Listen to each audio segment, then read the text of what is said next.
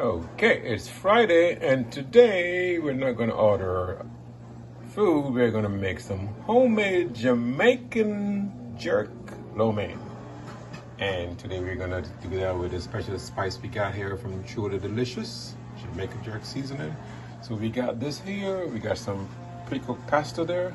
And here's the secret, guys. You want to cook your pasta with some mushroom sauce, and it comes out pretty dark and ready.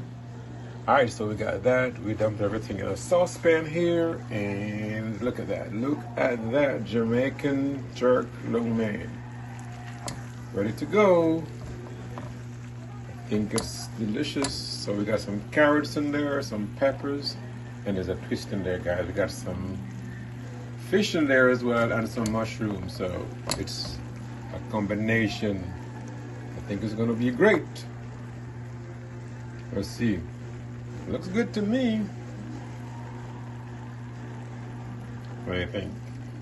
Let me know how you feel, man. I'll send you a package.